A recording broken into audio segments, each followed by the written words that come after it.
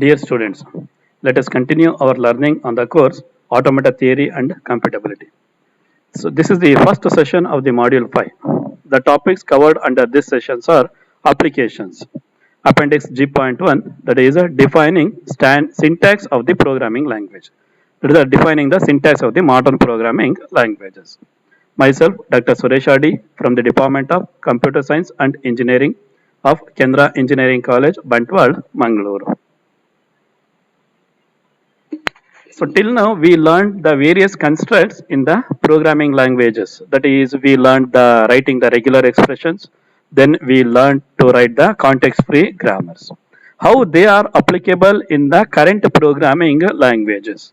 That is the topic. That is applications, programming languages, and the compiler. Programming languages are typically described with context-free grammars.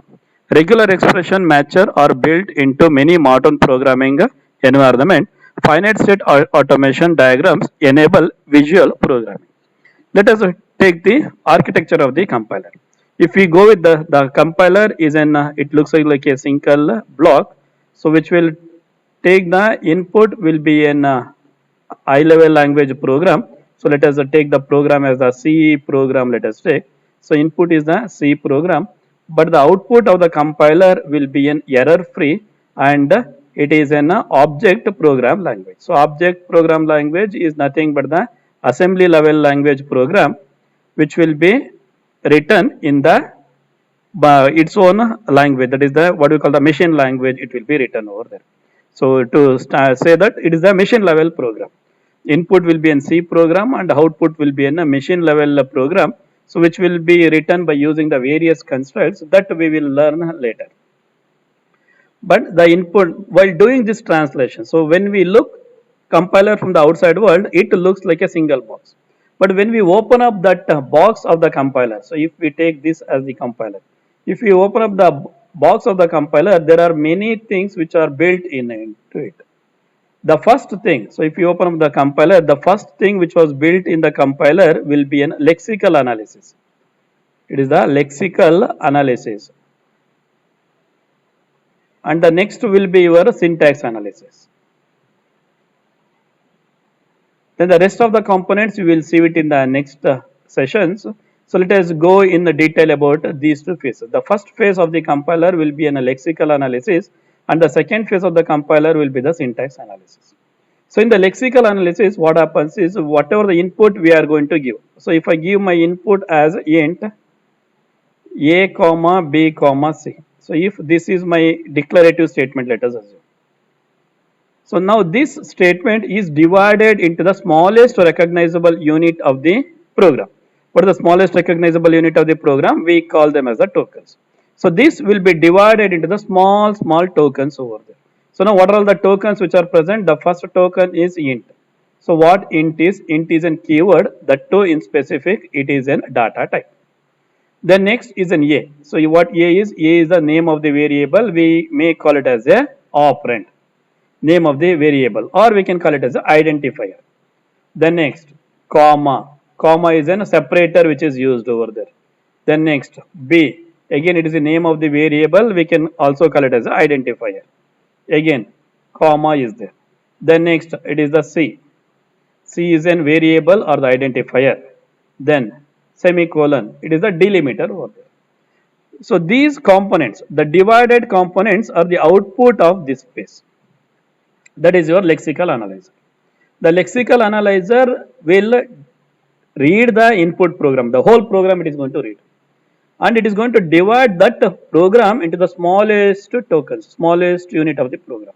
For doing that tokenization, the regular expressions were built over there.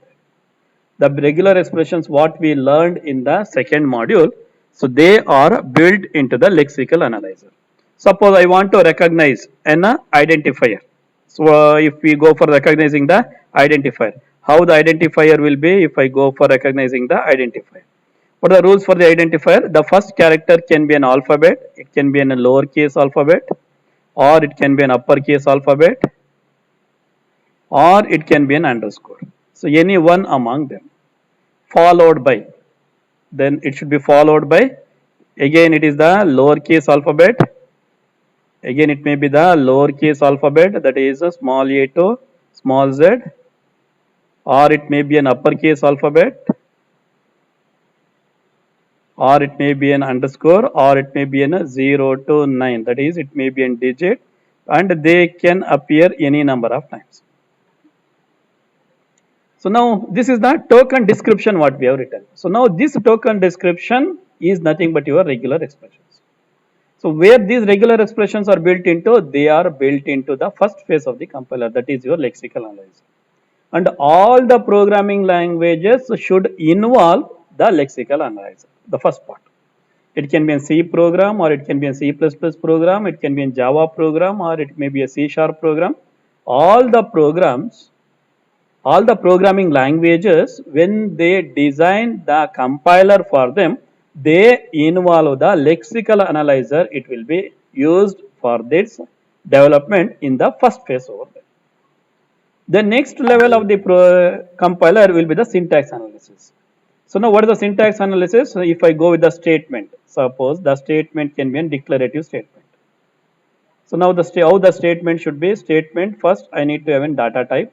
Let me call it as the dt, followed by the variable list. Followed by the variable list. And it should end with the semicolon. Correct? Then next, if you go with the data type. If we go with the data type for the C language can be in keyword int, or it can be in keyword float, or it can be in keyword,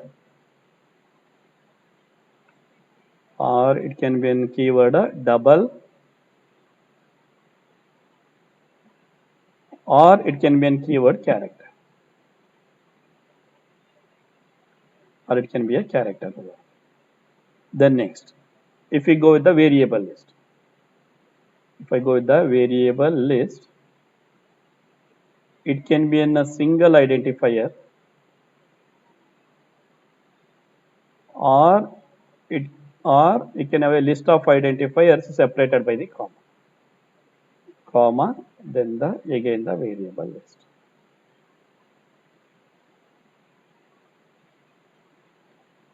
If I go with the identifier, so this is what the description what has been given. This I can write it over here. Right? So that is this.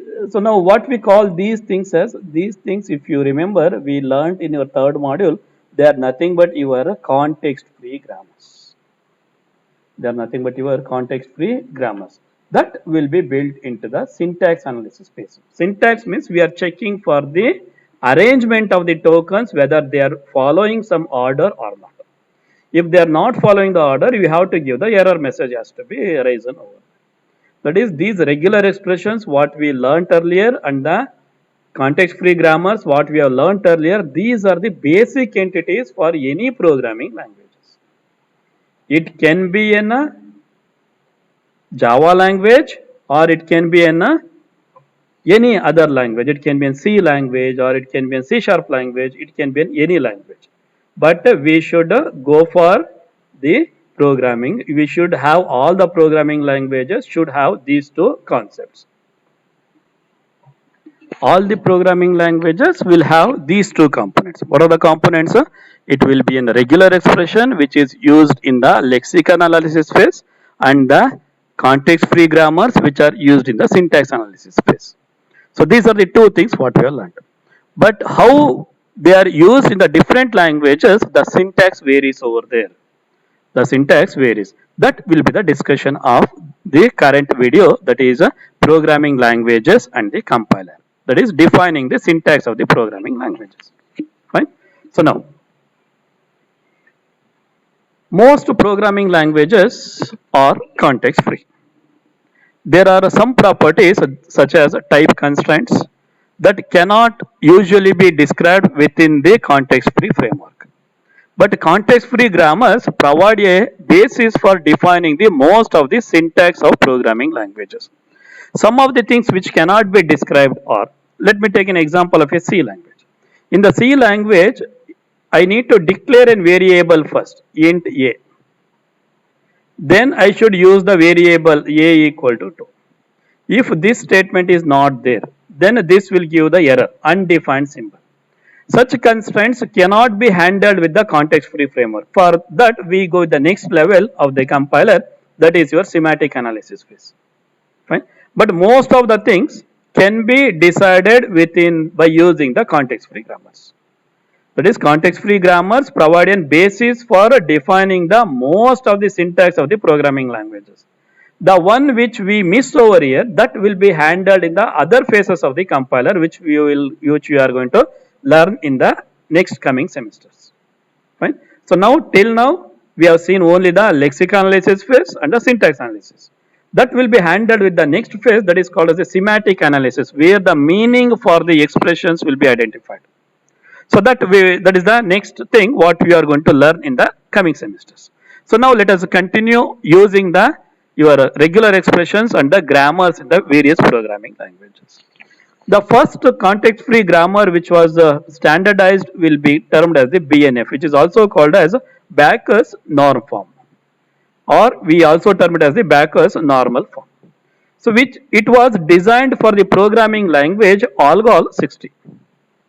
The programming language Algol, it is the first procedure oriented language what we call. This Algol 60 used this BNF over there. BNF stands for Backus norm form or the Backus normal form. This Backus normal form, it is nothing but in writing the context free grammar only. That is context free grammar, we in our automata we are calling it as the context free grammar. There they are termed it as the Backus norm form or the Backus normal form. How it will be written? So for the context free grammars, if you remember, suppose I want to write the grammar for, let us take the example of strings ending with the AB. How we are going to write a S derives S AB or the epsilon. This is how we are going to write. So here we are going to use the arrow, it will be used for deriving the things. So in place of this arrow, in the Backus normal form, we are going to use a 2 colon and the equal to symbol was used. 2 colon and the equal to symbol was used in the Backus normal form. Then next, or symbol. So you are going to write a slash over there. In place of that one, a pipeline indicates or operation. Pipeline indicates the or operation. Then next, to distinguish between the terminals and the non-terminals. How we have identified? Uppercase normally we used for your non-terminal, lowercase we use for the terminals. Now to separate them, for the normal terms, they are enclosed within these two angular brackets, what we call them as less than and the greater than symbol. The things which are enclosed within these two, that is the open and that is the less than and the greater than symbol, we call them as the angular bracket. So the things which are enclosed in the angular bracket, they will be termed as the non-terminal. Rest of the things will be termed as the terminal. Rest of the components which are there in the productions, they will be termed as the terminal, and the one which is enclosed in the angular bracket, they will be termed as the non-terminals. Now for the grammar. So what is the grammar which is written over here? So E derives E plus T or T. E derives E plus T or T. So how it will be written? So E is the non-terminal. It will be enclosed in the angular bracket. E in the angular bracket. In place of this arrow, so 2 colon and the equal to symbol. Then again E is a non-terminal. It is enclosed in the angular bracket. Then plus is not a non-terminal. It is a terminal. So write it direct. Then T is a non-terminal. You write it in the angular bracket. For the R, use the pipeline. Again a T. T will be enclosed within the angular bracket. So this is how it will be written. So this type of writing we call it as a standard Backus normal form. That is a normal way of writing the context-free grammar. So and the next one is an example for E derives E plus T or T. This is a T derives T star F or the F. F derives open, E close or the ID. ID or the open, E close. This is your standard BNF, that is Backus normal form. So, fine. So while it seems obvious to us now that the formal specification of syntax are important, and BNF seems a natural way to provide such specifications. The invention of BNF was an important milestone in the development of computing. John Backus received the 1977 Turing Award for the profound, influential, and lasting contributions to the design of practical high-level programming systems, notably through his work on the Fortran and for seminal publication of formal procedures for the specification of programming languages. Then the next one, that is Backus norm form. So first one is the John Backus, second one is the Knorr. Peter Knorr received the 2005 Turing Award for fundamental contributions to programming language design and definition of ALGOL 60 to compiler design and to the art and practice of computer programming. Since its contribution in 1960, BNF has become the standard tool for describing the context-free part of the syntax of the programming languages, as well as a variety of other programming languages like query language, markup language, and so forth. In the later year, it has been extended both to make better use of larger character codes that are now in the widespread use and to make specification more concise and easier to read. Then the extended version of it. That is the modern version of the Backus normal form. So now this, that is a double colon and the equal to. So it is using a 3 characters. In place of that one, can we use our arrow symbol? That is the question. Can we use our arrow symbol? Next one. For having the optional constraints. So if you remember your sign language, plus 1, 2 is also a positive number. If I write just 1, 2, it is also a positive number, where the plus size is optional. So how to handle these optional cases? We have written as a plus or the epsilon. So epsilon was your optional. Wherever we have the epsilon, epsilon means may be there, may not be there. Plus may be there, may not be there. Fine. So now to handle these optional part, so we use the syntax called as the subscript OPT was used. That is OPT stands for optional. Optional means it may not be there. It may not be there. It may be there, may not be there. That cases. And in place of using the angular bracket, so it is designed to have the common brackets over there. In place of the angular brackets, we are going to use the common brackets was used. Fine. So now using these rules, this grammar has been written. That is S derives T or the E. T or the epsilon. Fine. So now T is a non-terminal. So how to derive it? S derives T should be enclosed within the square bracket.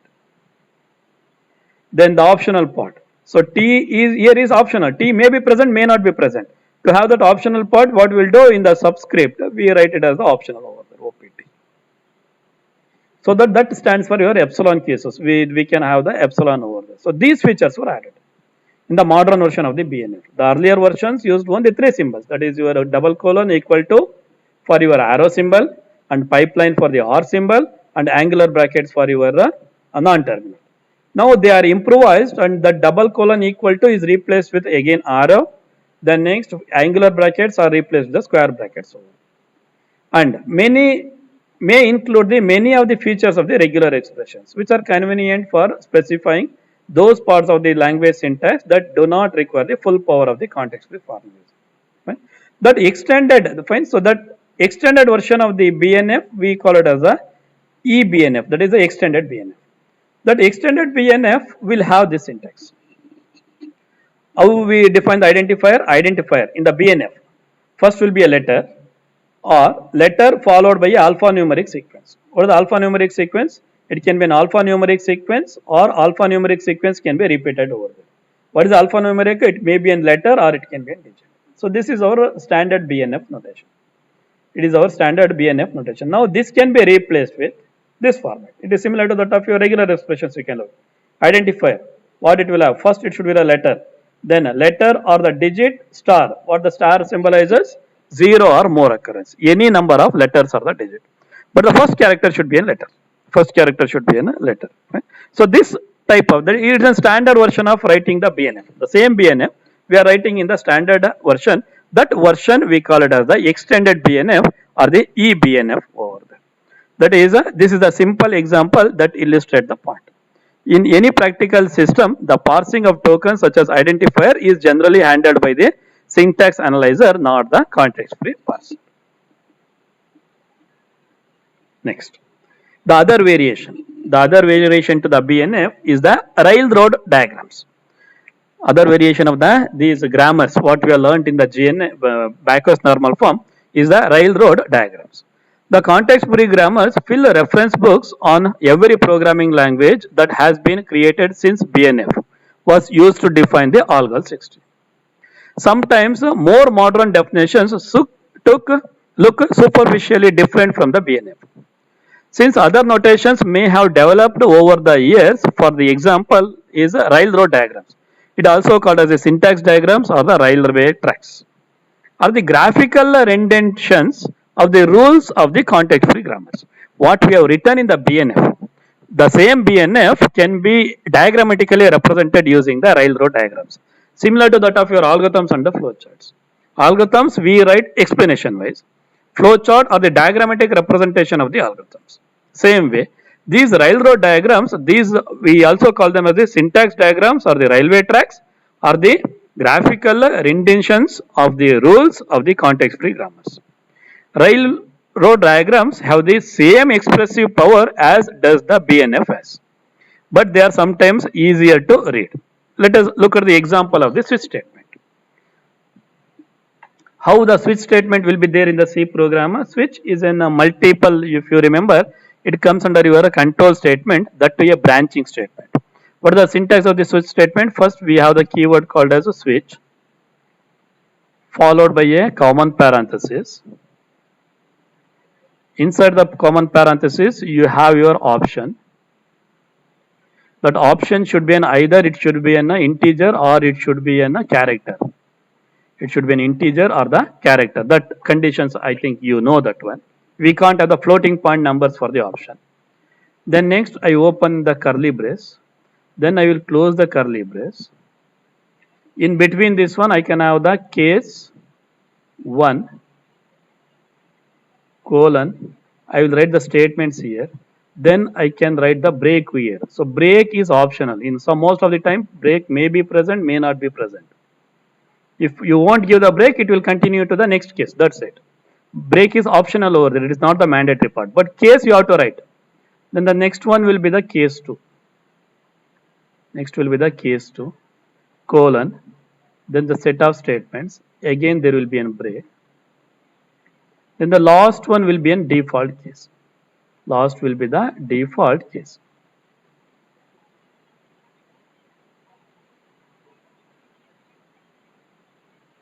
If you go for writing the same thing in the BNF, how it will be? If I go for writing the same thing in the BNF, how it will be? First, switch statement. I need to start with the keyword switch. I need to start with the keyword switches. Just to differentiate the terminal and the non-terminal, we are using the upper and the lower case. Uppercase in this case, we are using for the terminals, the tokens. Uppercase we are using for the tokens. Then next, we have the common parenthesis. We can see the common parenthesis over here. Then next, inside the common parenthesis, either I can have an integer expression or it can be an enumeration can be used over there. Enumerations are also one of the way of defining the constants, integer constants. Then next, I use the flower bracket opening, and then next in between that one, the case list and the flower bracket closing. So this is the first syntax what we have defined. So now what are all the things we got? It is a case list we got. So now what the case list may be? Case list will have the first will be your case body, first part. At the end, a default clause will be there. So and this is optional over there. So some case may not have the default. You may know that one. So in sometimes even we can skip the default. So default is an optional part. To make it as optional, we are writing it as a OPT over there. OPT stands for optional. That is, we write it as a subscript. We write it as a subscript. Now the case body. What the case body will be there? First will be your case item, and the case body means we can have the any number of cases may be present over there. Now if I go for the case item, individual one.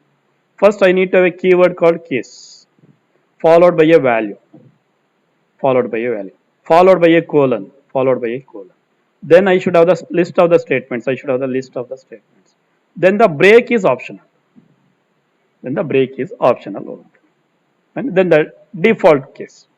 Default class, how the default class will be? First, the default keyword followed by a colon, then I can have the statement list. So this is my BNF. This is my BNF. Fine. So now, this is my BNF. So now this is written in the BNF form. That is by using the context-free grammars, we have written this. Now the same thing can be represented using the rail diagram. Fine. So how it is represented? Here. First, the first case, switch statement. First, I should have the keyword switch. For this, after switch, open parenthesis, close parenthesis, we can. So now in the open and the close parenthesis, either I can have integer expression or the enumeration type. I have the two paths over here. Either I can take this one or this one. Any one can be taken. Then next, open the curly braces, close the curly braces. Again, it has a two parts over there. The first will be your cases, then the default. Right? Now, for the cases may be there, may not be there. Again, it is optional. You can look one diagram over here, one line. Now, how the cases will be? Case value, statement list, and the break. Then next one, default. Default again, it is optional. That's why a direct path is also there. Default colon followed by the statement list. Right? The same thing what we have expressed in the BNF, the same thing can be diagrammatically written. Fine. So here the terminal strings are shown in the uppercase and the non-terminal are shown in the lowercase. To generate the switch statement, we follow the lines and the arrows, starting from the switch statement. The word switch appears first, followed by an open common parenthesis, then one of the alternate path. What is the alternate path? Either it can be an integer expression or the enumeration type. Then again the closing parenthesis. Then the next will be the break is optional. Again the default is also optional over there. So wherever optional is there, you can have the direct, you can have one more path you can see over here. This symbolizes optional. This symbolizes the optional. That is either I can go with the BNF or the railroad, both are one and the same, but this gives the better interpretation. Interpretation wise, it gives the easier way because diagrammatic things we can understand better when compared to the written things. So that's why the railroad diagrams are used. These BNF is started with the language ALGOL 60. You need to remember that is the first object oriented, procedure oriented language. So they used this context-free grammar. From there they have started. And all the programming languages will use your regular expressions and the context-free grammars in their translation part. Without them, we can't have any programming language. That's why the concepts what we have learned in the automata, these are the fundamental concepts for every programming language. The references for this video are taken from the textbook Ellen Rich, Automata, Computability and Complexity, first edition, Pearson Education, 2012-13. Thank you.